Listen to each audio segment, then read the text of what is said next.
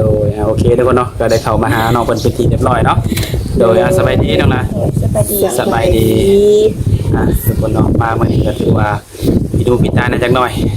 น้องเพิ่นจังว่าตรงๆก็คืออันอยากโซมๆจังหน่อยน้องล่ะเนาะเป็นได้น้องล่ะฮะเมื่อยกับงานแฮงบ่ โดย โอ้เชียงก็เปลี่ยนมาทุกคนมื้อนี้ เป็นอะไรเป็นว่าเป็นไอ เป็นไข้เป็นหนาวบ่ เจ็บคอหน่อยหนึ่ง คอหน่อยนึงเนาะทุกคนเนาะ เราเสียงจังเปลี่ยนไป ก็ถือว่ามื้อนี้ก็บ่ได้เฮ็ดงาน โดย โอ้ลาพักคนบ่ ลาออกเลยเพราะว่าแม่บ่สบายบ่มีคนเบิ่งน้องกับเขาเฮียนกันไป โอ้คือแม่ เล เพิ่ ย น แบบไม่อยู่บ้านเลยจ้ะมันยากขนาดกบไปกบมา คือทางแม่เพิ่นยังบ่ทันเซา โดย โอ้แม่แล้วเนาะน้องไปเฮ็ดงานเพิ่นอยู่สวรรค์เนาะ บัดแม่เพิ่นอยู่ทางซีโนมันก็ยากเนาะในการที่แบบว่าผู้ที่ดูแลเพิ่นคำว่าน้องเพิ่นเขาโรงเรียนแม่นบ่ โดย ก็เลยตัดสินใจออกเลย โดย ก็ต้องออกเวียกจังซี่แหละสมมุติค่าใช้จ่ายรักษาแม่ได้น้องล่ะ ก็ ไปสิยืนบัดนี้ เอื้อยมีแต่เอื้อย อืม ค่าใช้จ่ายนี่ปัจจุบันนี้ทั้งเอื้อยเพิ่นติดสอบอยู่แม่นบ่ โดย คือน้องออกเวียกมาได้จักมื้อแล้ว ประมาณ 3-4 มื้อแล้ว 3-4โอ้ ถือว่ามาดูแลแม่เนาะ โดย คือเพิ่นป่วยเป็นโรคหยังน้องล่ะ เพิ่นเป็นนั่นมะเร็ง อื มะเร็ง โดยแล้วก็ลูกกระเพาะ โอ้มันเป็นมาโดนแล้วบ่มะเร็งนี่ ถ้าก็เป็น ก็เป็น แต่ว่าแบบก็มีวิธีรักษาอยู่แต่ว่าบ่ โดยก็มีแต่ว่าค่าใช้จ่ายแพงเป็นกับว่า แบบว่าวิธีเนี่ยมีแต่ว่าเงินต้องถึงแม่นบ่ โดยแต่อันนี้เงินยังบ่ทันถึงนะก็มีแต่กินยาอิหยังไปก่อน กินยารักษาบรรเทาอาการ ก็เลยว่าตัดสินใจออกมาดูแลแม่จ้ะเนาะคันว่าเฮาสิเที่ยวไปเที่ยวมาบัดมันลำบากในการเดินทางเนาะน้องล่ะ เสียค่ารถอีกเนาะ โดย โดยคือทางน้องนี่เนาะเปิดใจไปรอบที่แล้ว จนมาถึงปัจจุบันนี้นะมีคนถึกใจแล้วบ่ ยัง ยังบ่มีบ่ โดย มีคนล้มอยู่บ่ซะทุกมื้อนี่ บ่มี เอ้าบ่มีเลยบ่ โดย โอ้ เป็นจังได๋น้องล่ะคือว่าบ่มี เพิ่นเงียบนอกจากถามเขาอันนั้นนี่นั่นเพิ่นก็เงียบเพิ่นก็บ่ตอบให้เราก็เป็น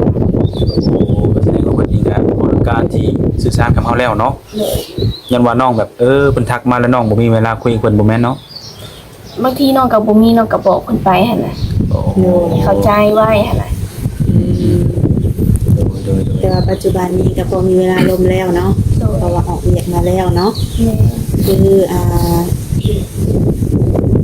น้องนี่ยังบ่มีคนถึกใจ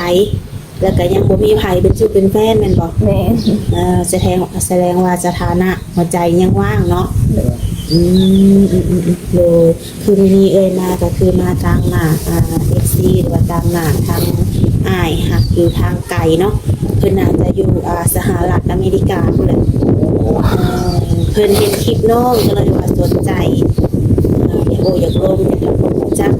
ก็เลยเห็นเลยนี่มาสอบถามว่าปัจจุบันนี้นี่น้องมีคนหักแล้วบ่ก็ถือว่าทางน้องก็ถือว่าโสดเนาะ โดย ทางอ้ายเพิ่นก็ยังมีสิทธิ์อยู่เนาะโดย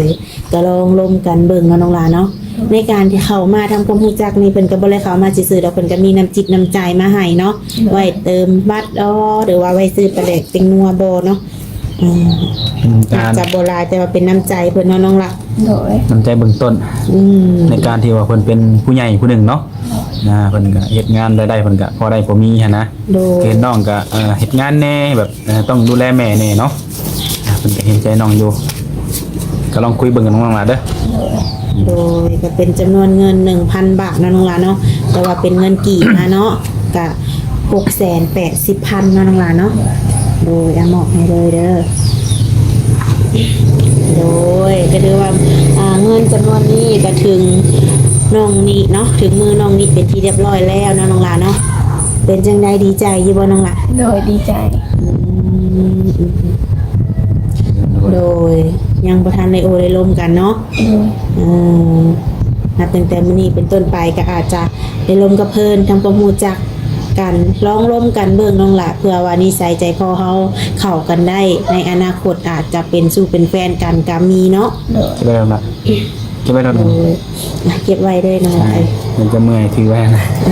ขมอดเป็นที่เรียบร้อยแล้วโดย โดย คือนอกนี่ก็บ่มีไผสักคนแม่นบ่ โดย บ่มีแท้เนาะ โดยนุ่มแน่ โดยก็คือในช่วงนี้ถ้าว่าได้ล้มกับไผสักคนก็น่าจะมีเวลาแล้วบัดนี้เนาะ โดย ถ้า ถ้าสิบ่มีก็เป็นช่วงหน่อยเนาะคือเวลาถ้าว่าจะบ่มีเวลาแต่พอเวลาดูแลแม่แม่นบ่เด็กทุกคนก็ต้องล้มกันต้องเบิ่งเนาะบางทีเพิ่นอาจจะเข้ามาทำความรู้จักกับน้องแต่ก็ความเป็นจริงแล้วก็จะหักจะแพงจะเป็นชู้เป็นแฟนก็ขึ้นอยู่กับการเวลาที่เฮาได้ล้มกันเนาะว่าแต่การโตกันล้มจิตใจเฮาคิดเฮากันจิตตรงกันหรือบ่เนาะโดยมาเมื่อนี้ก็ถือว่าเขาอากาศหนาวอีกแล้วทุกคน กินยาอยู่บ่ที่ว่าเจ็บคอ โดยกินแล้ว ต้องดูแลสุขภาพนำเนาะน้องต้องกินนมยาให้เช้าเพราะว่าน้องต้องดูแลแม่ว่าซั่นซะสมมุติว่าถ้าน้องป่วยอีกผู้หนึงอีกดูแลแม่ได้บัดนี้ น้องเขาเพียน นั่นแหละเดี๋ยว โดยทั้งเท่าพ่อไปใส่สนองหลัก พ่อเพิ่นก็ออกให้ออกนาเฮ็ดเวียกของเพิ่นนั่นน่ะ เพิ่นก็มีเวียกของเพิ่นกันเนาะ โดย โดยต่างคนต่างมีเวียกมีงานเนาะ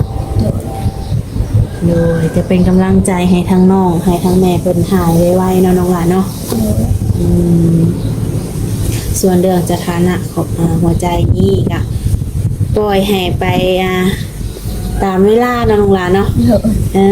ถ้าว่าหอดมือหอดยามอาจจะมีเองเนาะแต่ว่าหนุ่มๆคนอื่นที่ว่าเห็นคลิปนี้นี่ยังมีสิทธิ์อยู่บ่ โดย ยังมีอยู่เนาะลองเข้ามาทำความรู้จักเบิ่งทางติดต่อนี่ยังคือเก่าแม่นบ่ โดย ลายเก่าเนาะแอปเก่าเนาะ แม่ อืมโดยคือทางน้องมาบ้านนี่กะมาเบิ่งแม่นี่ถือว่าบ่ได้ไปดินทางไหนแม่นบ่ บ่ได้ไปใส่ น้องก็มักไปดินอยู่เนาะกลางค่ำกลางคืนนี่ค่ะนะ บ่ได้สู่ไปปานใด อืม โดนไปถืออาหาร ไปอยู่ไปโดนไปเถื่อเนาะโดนก็ออกไปคลายเครียดคลายเนาะตามสไตล์วัยรุ่นเฮาเลยออกงานมาจังสี่ เงินติดโตมาหลายไปแล้วล่ะ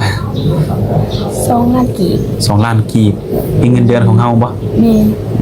แบบได้เงินเดือนปุ๊บแล้วก็ออกมันบ่ โดย คือการออกนี่บอกเพิ่นลงหน้าอยู่บ่เนี่ย บอก โอ้เฮาก็ต้องเอาออกแบบถูกตามแบบพิธีมีหันเนาะบอกเพิ่นลงหน้าเพื่อโอกาสหน้าเฮาอยากไปทำงานกับเพิ่นดีเนาะคิดเสียดายอยู่บ่กับงานตัวนี้ เสียดายอยู่ เสียดายอยู่เนาะคือแบบไปพัวพันแล้วคือนอนหนึ่งเป็นเนาะได้อาชีพอย่างนั้นน้องซันซะเนาะไปสร้างแต่เฮาก็มีเหตุจำเป็นกว่าน้องหลานเนาะ แม่ แน่จังไดคือแม่เพิ่นบ่สบายเพิ่นต้องได้คลำได้อยู่ในกินมันบ่เนี่ย โดยขนม หลักๆสิ่งที่เพิ่นกินได้มียังไงน้องหลาน สิ้นแห้งแล้วก็ปลา ชิ้นแห้งเนี่ย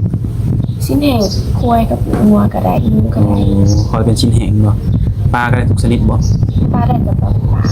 ปลาตัวเดียวมันบ่โอ้ปลาอื่นมันบ่ได้โดยแต่สำนีบ่สิ่งที่เพิ่นกินได้นะ โดย นอกนั้นคลำเบิด ต้องกินชิ้นแห้งต้องกินปลาทุกมื้อได้ใช่เพิ่นกินหยังหลักทุกมื้อนี่ มันกินสิ้นแห้ง ชิ้นแห้งบ่พวกปลาป่านี่คือสิหายากเนาะ แม่ แต่ว่าชิ้นแห้งน่าจะหาง่ายอยู่โดยทุกคนเนาะนั่นแหละทุกคนก็ติดตามทางสาวโสดมาก็ถ้าหากว่าเห็นน้องนี่ถูกอกถูกใจเลยว่าเป็นคนที่แบบกตัญญูแบบว่าต้องดูแลพ่อต้องดูแลแม่น้องเนาะแต่ทางความรู้จักก็มาจีบเพิ่นได้ทุกคนคือน้องนี่ก็จำกัดอายุอยู่บ่ผู้ที่จะเข้ามาจีบน้องนี่ บ่จำกัด บ่จำกัดเนาะ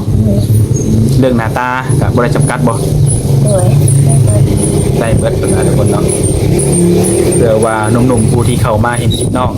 ในมื้อนี้เป็นคลิปคลิปแรกเนาะอยากฮู้ว่าซั่นซะเนาะว่าห้างพ่อมาเองยังก็จีบได้เนาะนึก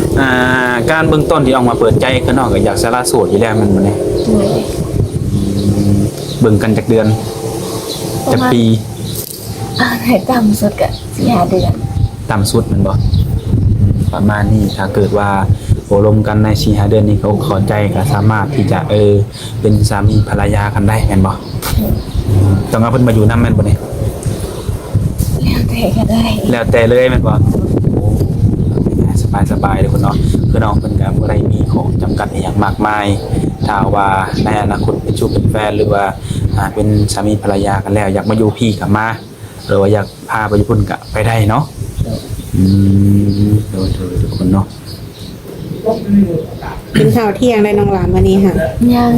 ยังบ่ทันกินอยู่ โดย จักโมงสิกินข้าวเที่ยง แล้วเด็กก็เอาไปกินแล้ว เพราะว่าตอนนี้ก็2 โมงแล้วจังเนาะจะพอบุญจังน้อยได้ตอนเที่ยงกิน นี่เมนูโปรดว่าอาจารย์กินเนี่ยมักกินอย่างไรที่สุด ข้าวเปียก ข้าวเปียกเปียกเสร็จนะนี่บ่ โดย อาหารหลักๆแล้วเนาะ โดยมันง่ายดีเนาะน้องหลานเนาะแบบเป็นสถานที่แบบท่องเที่ยวแบบนี้น้องอยากไปบ่อนใดได้ที่สุด เที่ยวเซโนอยู่ แถวแบบว่าทางปากเซ ถ้ามี โน โอกาส ไป นะ เที่ยวบ่ แต่ว่าน้องถ้ามีโอกาสได้ไปอีกนะ จะไปวังเวียง วังเวียงจุดก่อนเที่ยวอยู่ไสของวังเวียงเนี่ย ยังบ่เคยไปจักเทื่อ เคยไปจักเทื่อแต่ว่าอยากไปมันบ่ โดย เห็นแบบว่าเห็นพระเจ้าถ่ายลงโซเชียลเนาะมันเป็นสถานที่ที่แบบว่างามแฮงเนาะน้องละถ้ามีโอกาสก็อยากไปแม่นบ่ โอเคเลยครับ โดยอันนี้ก็เป็นความฝันอีกสิ่งหนึ่งเนาะที่ว่าครั้งหนึ่งในชีวิตอยากไปว่าซั่นซะเนาะ โดยนอกจากวังเวียงแล้วมีบ่อนอื่นอีกบ่ แถวเมืองเฟืองนั่นน่ะ วนเวียนอยู่แถวนั้นแม่น โด บ่ ย กำลังมาแฮงได้เนาะเป็นแต่เปิดอารมณ์แบบว่างามแฮง ถ้ามีโอกาสก็อยากไปเนาะโดยถ้าเกิดว่ามีหนุ่มๆเนาะเห็นน้องแต่อยากมาหาน้องคือภาษาที่เชียร์ให้มาเว้ย โดยมาได้ มาได้ก็สะดวกอยู่เนาะคนเนาะฝากผมเลยทุกคนนะคนใดอยากเห็นตัวจริงน้องก็มาได้ทุกคนเนาะน้องเป็นดีต้อนรับโอเคทุกคนเนาะก็คือมาในมื้อนี้ก็คือสิบ่มีหยังหลายเนาะก็มาถามให้ FC เนาะหลายคนก็อยากรู้ว่าน้องเพิ่นมีแฟนแล้วบ่มีคนคุยหรือยังประมาณนี้เนาะปิดใจกับไผแล้วบ่เนาะคือมามื้อนี้ก็ได้คำตอบเรียบร้อยคือสถานะของน้องก็คือโสดทุกคนเนาะยังบ่ทันมีคนโอบคนลมเคยมีแต่ก็เพิ่นเงียบไปคือว่าแหละกลับมาให้โอกาสตัวเองอีกครั้งหนึ่งเนาะยังบ่ทันปิดกั้นทุกคนเนาะเปิดต่อไปน้องล่ะจนเฮาพบพ่อเนาะบางทีเนื้อคู่เฮาอาจจะมาซ่าก็ได้เนาะ เดี๋ยวเป็นกำลังใจให้น้องเนาะให้พบพ่อเนื้อคู่ไว้เดี๋ยวเนาะถ้าเฮาก็สิขออัปเดตมีเท่านี้ก่อนโอกาสหน้าจะค่อยว่ากันใหม่น้องล่ะเนาะโดยสบายดี